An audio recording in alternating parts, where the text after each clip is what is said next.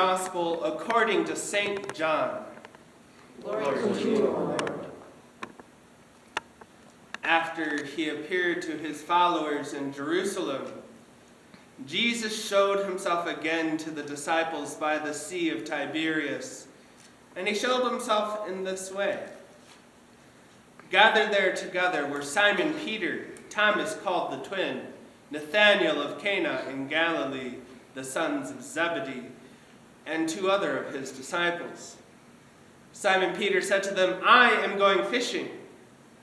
They said to him, "We will go with you." They went out and got into the boat, but that night they caught nothing.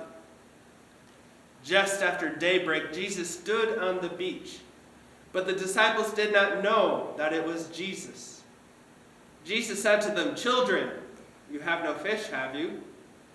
They answered him, "No."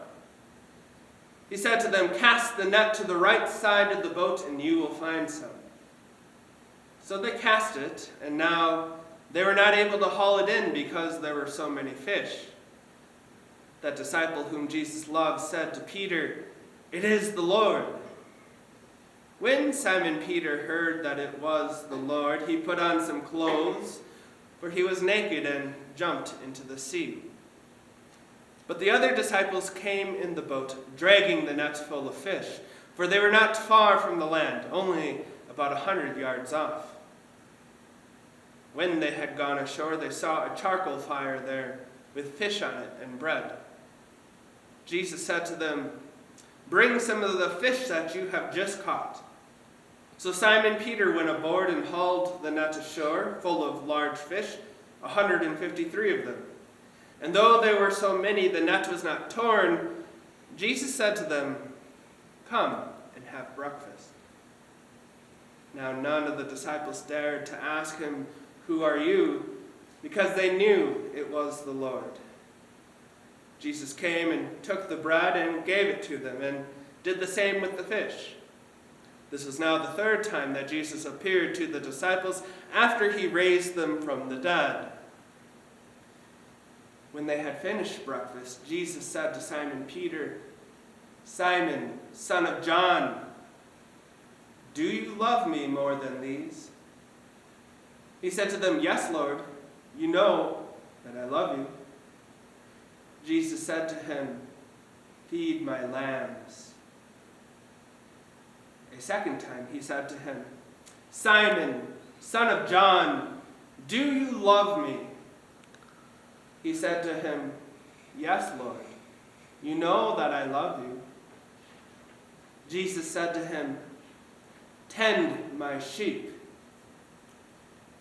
He said to him the third time, "Simon, son of John, do you love me?" Peter felt hurt because he said to him the third time, "Do you love me?" And he said to him, "Lord, you know everything. You know that I love you." Jesus said to him, "Feed my sheep. Very truly I tell you, when you were younger, you used to fasten your own belt and to go wherever you wished. But when you grow old, you will stretch out your hands, and someone else will fasten a belt around you and take you where you do not wish to go." He said this to indicate the kind of death by which Peter would glorify God. After this, Jesus said to him, "Follow me." The Gospel of the Lord. Praise to you, O Christ. You may be seated.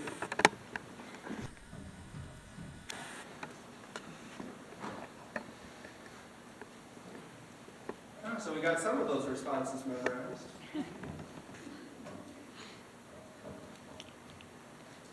Dear people of God, today's gospel lesson recounts the third time Jesus appeared to his disciples after being raised from the dead.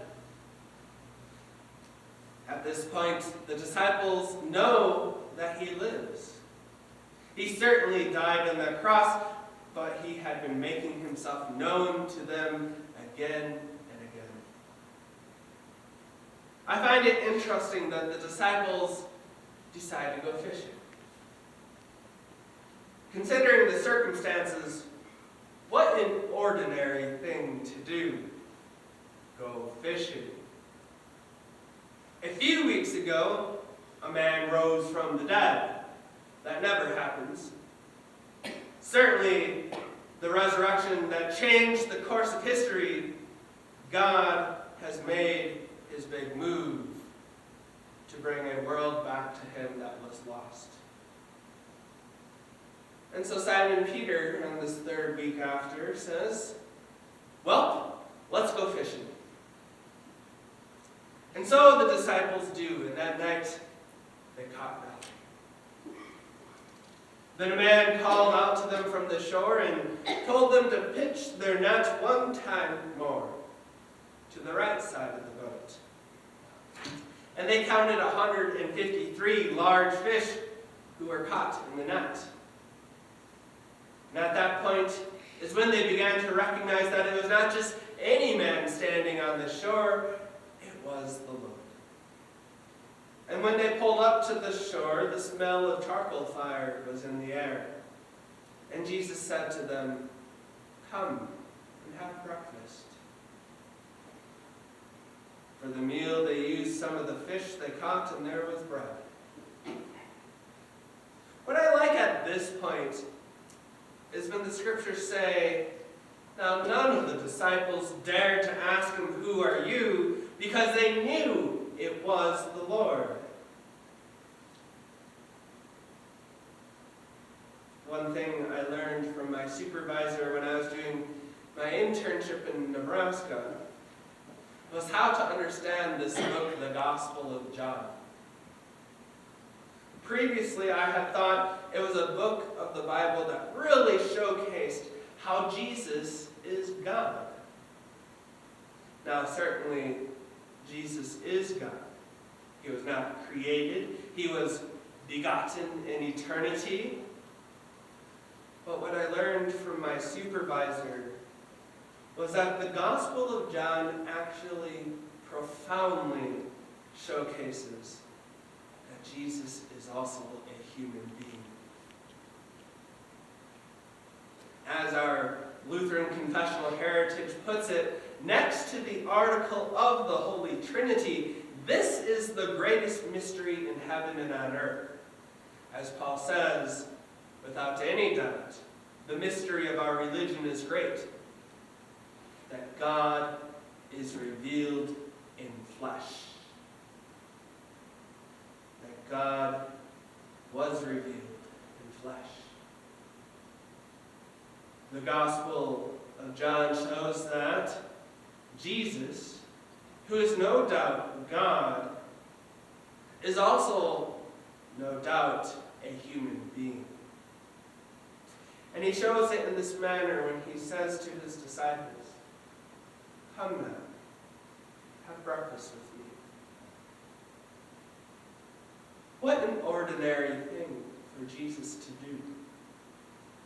3 weeks ago, he rose from the dead. And history has been changed forever by God's divine providence. But here this morning, we have the Lord doing something simple, eating breakfast with his dear people. And I like you to think when we're talking about the disciples, we're also talking about you, that he eats breakfast with you.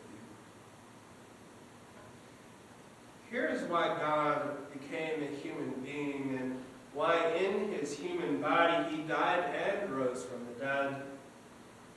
Because it is impossible for a human being to know God in some generic sense.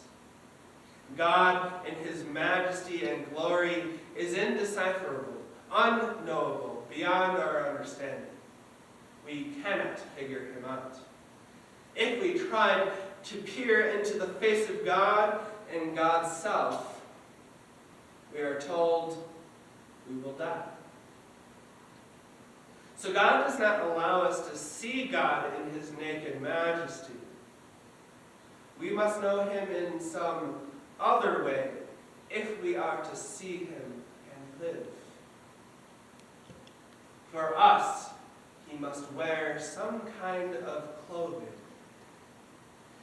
And that is why Jesus is necessary for our faith and cannot be dismissed, as so many do dismiss him.